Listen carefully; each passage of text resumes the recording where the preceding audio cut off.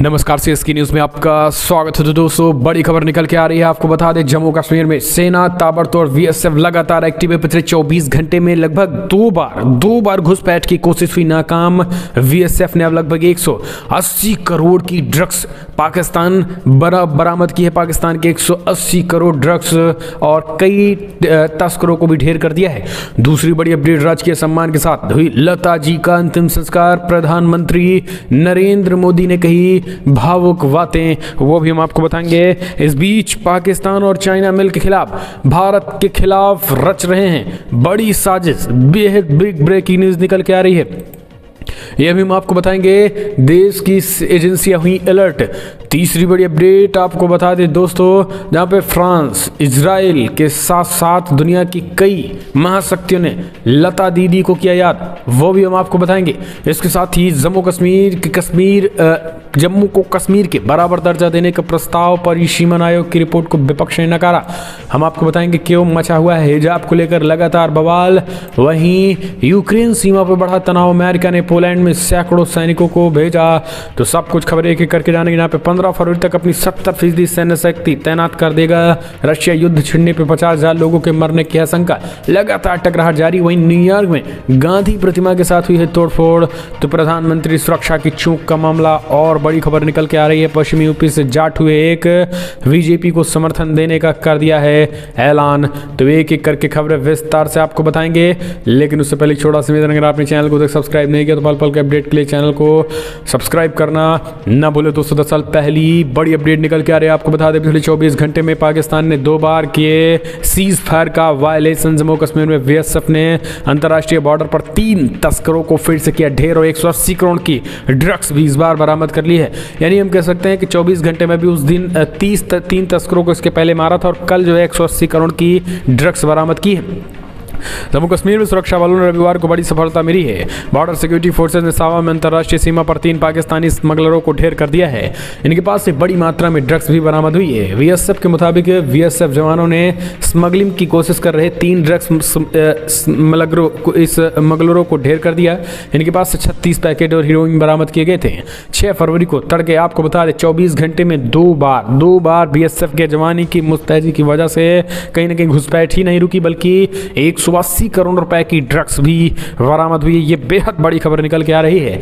हम चलते हैं और अपडेट, राजकीय सम्मान के साथ लता जी का अंतिम संस्कार। भाई हृदयनाथ मंगेशकर ने दी मुखाग्नि। प्रधानमंत्री नरेंद्र मोदी ने दी अंतिम श्रद्धांजलि। पहुंचे प्रधानमंत्री मोदी, लगा तांता। दरअसल आपको बता दें दोस्तों, दुनिया भर के कई दिग्गज देशों ने लता दीदी को याद किया। कल एक पूरे राजकीय सम्मान के साथ लता जी का अंतिम संस्कार हुआ। इसके साथ ही आपको बता दें कि पिछले काफ़ी दिनों से मुंबई के हॉस्पिटल में थी। प्रधानमंत्री मोदी ने उन्हें अंतिम श्रद्धांजलि दी और पूरा देश कहीं ना कहीं एक तरीके से उनको याद किया। इतना ही नहीं, देश ही नहीं बल्कि पूरी दुनिया में फ्रांस, इजराइल, पाकिस्तान, बांग्लादेश सब ने लता जी के निधन पर एक तरीके से शोक व्यक्त किया है। चाहे फिर वो नेपाल हो, चाहे फिर वो फ्रांस हो, चाहे फिर वो इजराइल हो, जर्मनी हो, पाकिस्तान हो, सब ने कहीं ना कहीं अपने अपने तरीके से लता जी को याद किया और कहीं ना कहीं ये कहा कि भारत के लिए एक बड़ी क्षति है और भारत ने जो है एक तरीके से स्वर की सरस्वती को कहीं ना कहीं खो दिया है।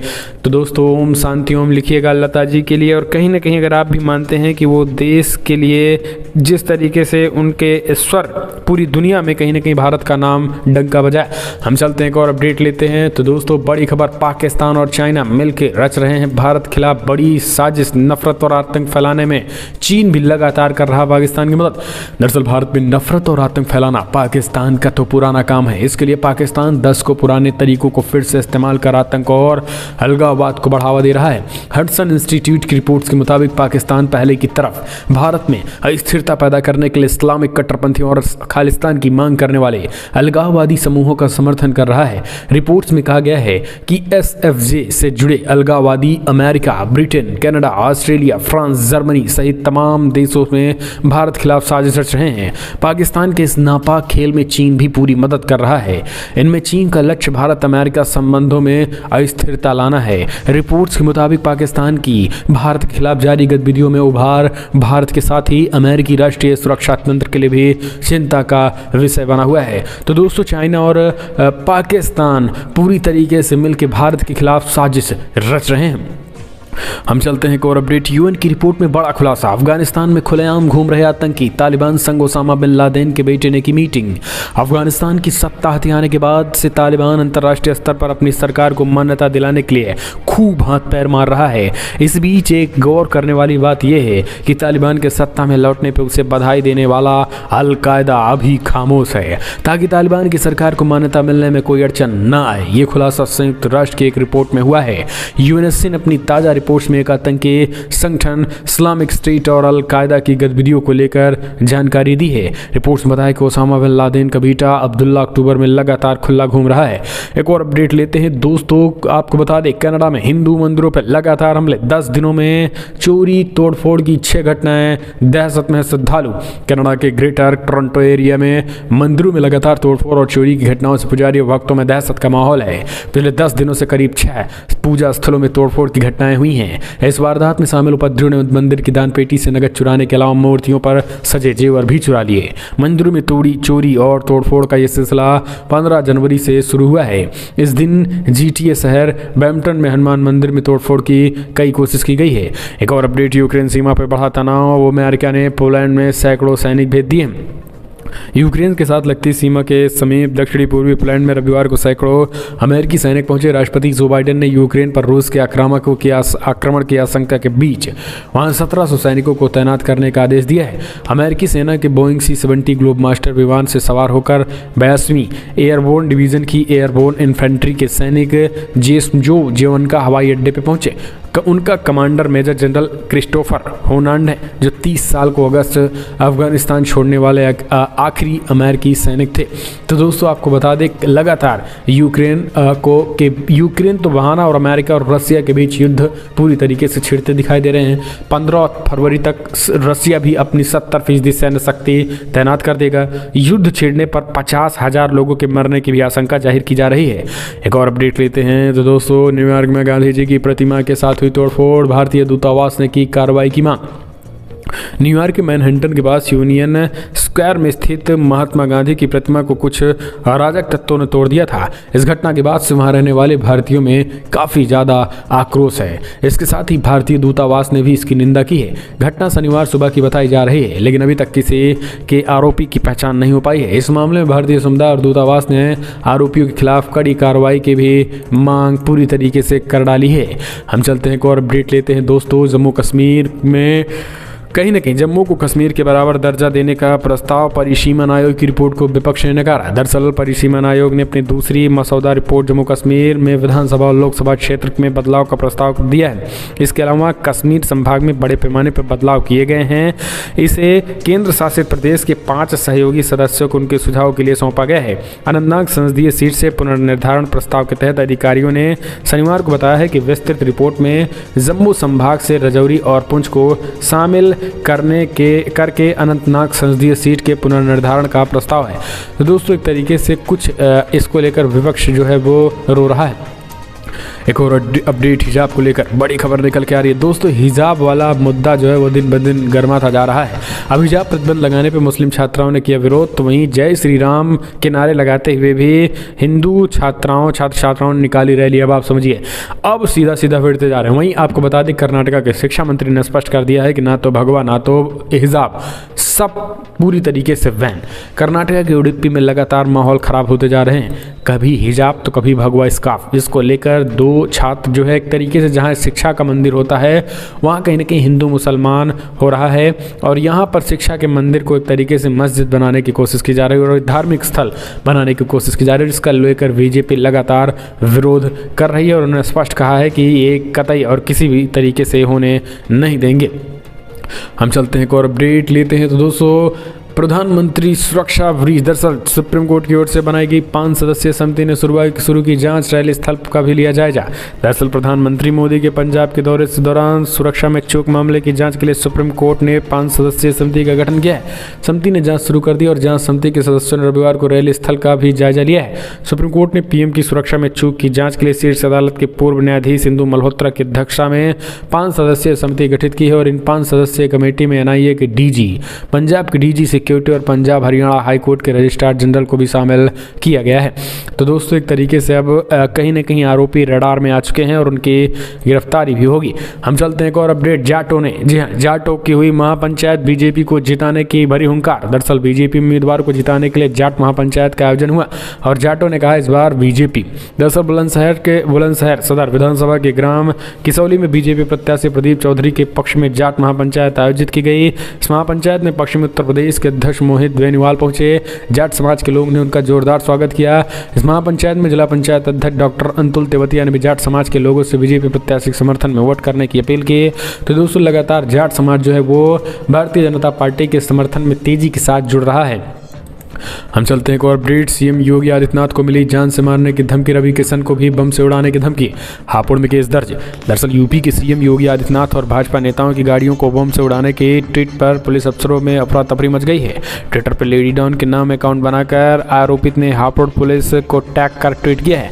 ट्विटर अकाउंट में मेरठ और लखनऊ में बम धमाके करने की भी धमकी दी गई है। मामले पर संज्ञान लेने पुलिस अधीक्षक ने सर्विलांस टीम को छानबीन में लगा दिया है। हर मामले में रिपोर्ट दर्ज कराई गई है।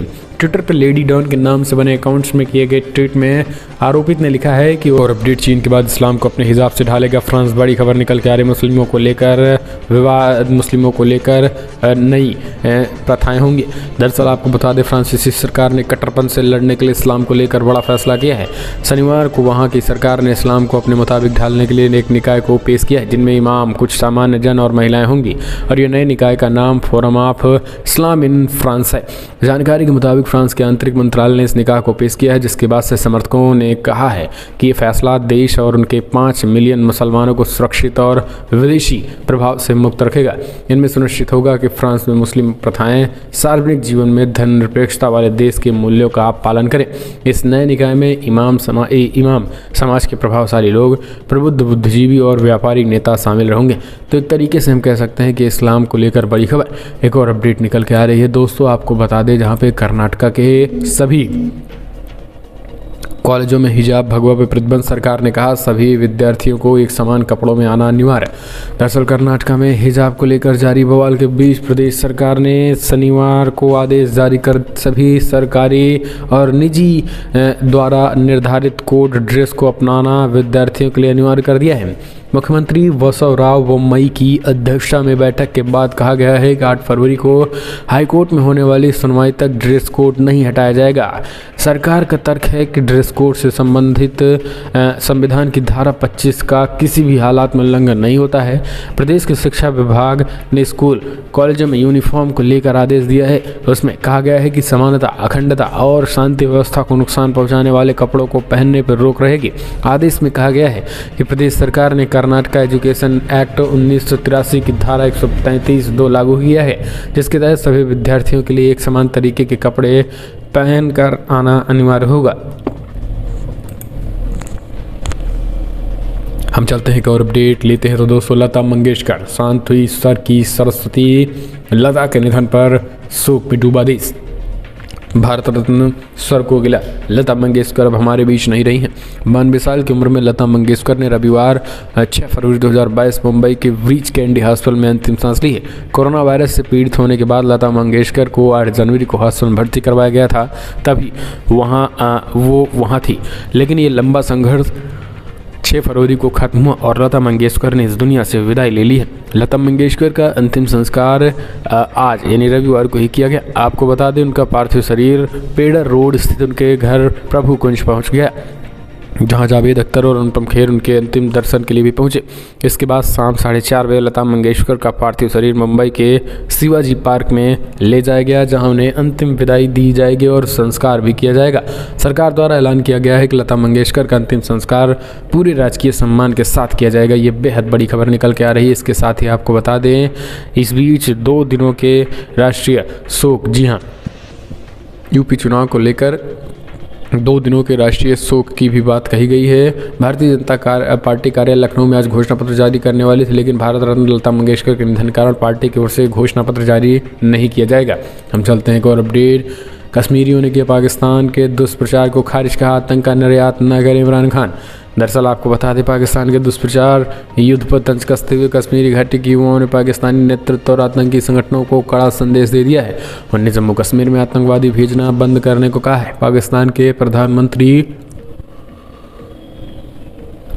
इमरान खान को घाटी में स्थानीय लोगों से झटका लगा है और वो कश्मीर घाटी में भारत विरोधी प्रचार करना चाहते थे, जबकि स्थानीय लोगों विशेषकर युवाओं ने 5 फरवरी को कश्मीर एकता दिवस के रूप में मनाया है और भारत सरकार के खिलाफ दुष्प्रचार के खिलाफ कश्मीर एकजुटता दिवस मनाया है।